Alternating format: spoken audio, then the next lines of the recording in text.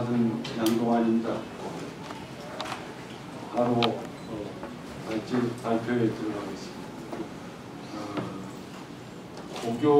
지금 고등학교에서 사용되는 한국사에 관련된 교과서는 두 부류가 있습니다. 하나는 오늘 분석할 한국사이고, 한국사가 6종류가 나와 있습니다. 또 하나는 7년 전서부터 채택 사용되고 있는 한국 근현대사 교과서가 있습니다. 그것이 6개 종류가 있습니다. 그러니까 현재 고등학교에서 사용되는 한국사 관련 교과서는 모두 다 검인정 교과서인데 두 부류에 12개가 되어 있습니다.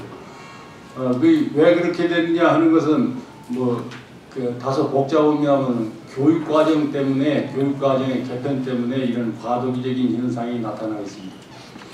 근데 오늘은 저는 한국사 교과서 6종에 대한 분석, 내용에 대한 문제점만 분석하고 그에 대한 대책을 말씀드리겠습니다. 왜 그러냐면 근현대사 교과서는 앞으로 수명이 2년밖에 남지 않았습니다. 2, 3학년 필수 선택 과목으로 되어 있기 때문에 앞으로 금년하고 다음 해 가면은 이 교재는 선택할 필요가 없게 되어 있습니다. 이제 우선 그런 점에서 그걸 동등하게 다룰 필요가 없고, 또 어떤 문제가 있냐면 근현대사 교과서의 문제점들이 한국사 근현대사 부분에 그대로 들어와 있습니다.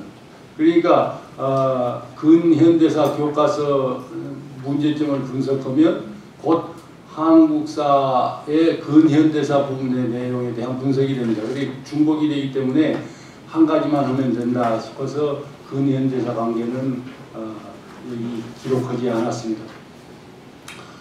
근현대사 교과서 내용은 특별히 기록하지 않았습니다. 그리고 또 한 가지 문제가 있는 것은 아까도 누누이 언급들이 있었습니다만은 한국사는 교육부가 정책을 바꿔가지고 이제 1학년에서 3학년까지 선택 과목으로 했던 것을 내년서부터 필수 과목으로 하기로 했기 때문에 한국사 교재 속에 잘못되어 있는 부분은 모든 고등학생들이 의무적으로 배우게 되어 있습니다. 그래서 꼭 좀 검토해 볼 필요가 있다. 특히 그런 만약에 문제가 있으면 그 심각성이 피해가 매우 크다. 그런 관점에서 한국사 교과서만을 다루기로 했습니다. 이제 한국사 교과서를 문제점을 분석하려면 두 가지 측면에서 분석을 해야 합니다. 하나는 그 교과서를 스스로는 관점의 문제, 관점이 올바로 되어 있느냐 안 되어 있느냐 그것입니다. 그러니까 사실은 올바로 지적했더라도 관점이 잘못되어 있으면 그 내용이 그 학생들한테 가르치기에 부적절한 것이 됩니다. 그래서 관점의 문제를 첫 번째 언급하고, 두 번째는 서술 내용의 오류. 서술 내용의 오류는 서술이 되어 있는데 그것이 실제와 같지 않다 하는 그런 문제점들을 분석하려고 합니다. 관점의 부당성, 지금 현재 보면 한국사의 6개 종류의 한국사 교과서는 관점의 부당성과, 그러니까 관점이 올바르지 못한다는 점과, 또 하나는 사실이 서술된 이야기가 사실과 맞지 않다는 그런 두 가지 문제를 가지고 있습니다. 대부분 우리는 그동안에 관점의 오류들을 많이 지적해 왔는데, 관점 오류를 분석하는 것도 중요하지만 또 사실의 오류를 지적하는 것도 중요합니다. 어느 면에서는 이 교과서들이 범하고 있는 사실의 오류가 서술 내용의 사실과의 불일치가 더 악랄한 점이 있기 때문에 이것을 별도 항목으로 해서 저 논문 속에 기록해 놓고 있습니다. 관점의 문제는 왜 이제 필요하게 되느냐 하면은 교과서 속에 지난날에 있었던 모든 문제를 다 기록할 수 없기 때문에 기록하고 서술할 사건들하고 또 그렇지 않은 사항을 선택을 해서 할 수밖에 없습니다. 그리고 이제 어떤 문제들을, 어떤 사건들을, 어떤 인물들을 서술의 대상으로 삼을 것이냐. 그 다음에 서술의 대상으로 삼았으면 그 사항들에 대해서 어떤 각도에서 서술할 것이냐. 이런 것이 관점의 문제입니다. 그런 관점의 문제는 어떻게 정해야 하냐 할 것 같으면 교과서를 교육시키는 목적이 무엇인가에 비추어서 정해야 합니다.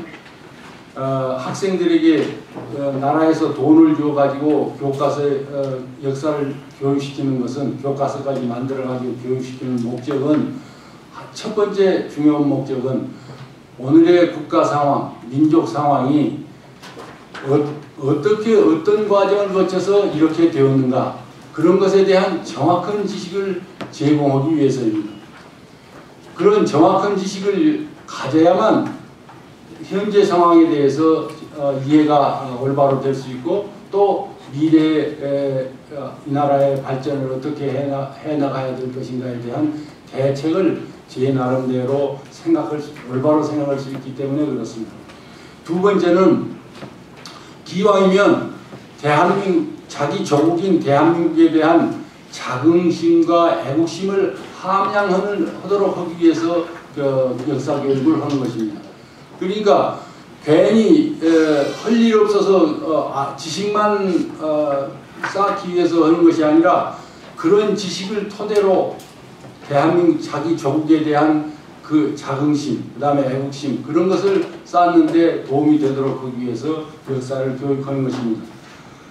그런데 지금 현재 이제 그런 관점과 이제 그런 두 가지 목적에 비추어서 관점을 정립해야 하는데, 그렇게 되면 그런 관점에 입각해서 교과서에 들어갈 사건들, 서술되어야 할 사건들, 그 다음에 서술의 각도는 어떻게 해야 되는가, 9페이지에 마지막 단에 적어져 있습니다. 어디냐면 첫 번째는 서술의 대상을 선정함에 있어서는 대한민국의 건국 유지 발전에 직간접적으로 관련된 사건과 인물들의 활동을 우선적으로 선정해야 합니다. 그 다음에는 대한민국의 건국 유지 발전을 방해한 사건과 인물들의 활동을 선정해야 합니다. 그래야만 대한민국의 건국 유지 발전에 어떤 인물들의 발전이 어떤 인물들에 의해 어떤 과정을 거쳐서 어떤 인물들의 어떠한 방해 활동을 극복하고 실현되어 왔는지를 정확하게 이해할 수 있기 때문에 그렇습니다. 그 다음에 세 번째로, 서술 대상이 선정되었다면 서술 대상으로 선정된 사건과 인물들을 서술함에 있어서는 객관적이고 균형 있는 자세를 유지하되 대한민국의 건국 유지 발전에 기여한 사건과 인물에 대해서는 긍정적인 측면을 보다 열심히 부각시키고 보다 좀 강조하고, 대한민국의 건국 유지 발전을 방해한 사건과 인물들에 대해서는 부정적인 측면을 부각시켜야 합니다. 그렇게 하지 않는다고 할 것 같으면은 한국사를 배우더라도 대한민국에 대한 자긍심, 애국심이 함양될 수 없기 때문에 그렇습니다. 현재 유통되고 있는 한국사 교과서 6종류를 일별해 볼 것 같으면은 정도의 차이는 있지만은 모두가 다 이런 관점에 반대되거나 일치하지 않은 관점에 입각하고 있습니다.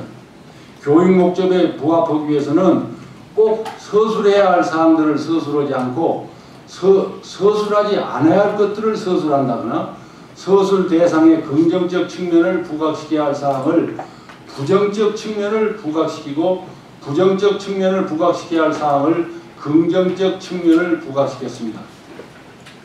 나중에 결론부터 먼저 나중에 할 이야기지만 먼저 결론부터 말씀드리자면, 대한민국의 학생들에게 가르치도록 하는 그런 관점에서 한 것이 아니고, 대한민국을 사랑하는 사람들의 관점에서 교과서 내용이 서술된 것이 아니고, 대한민국을 파괴하려고 하는 대한민국의 적의 입장에서 타당한 관점, 그런 관점에서 서술된 내용들이 많다. 그런 점을 먼저 결론부터 먼저 말씀드리자면 그런 점들을 지적할 수가 있습니다.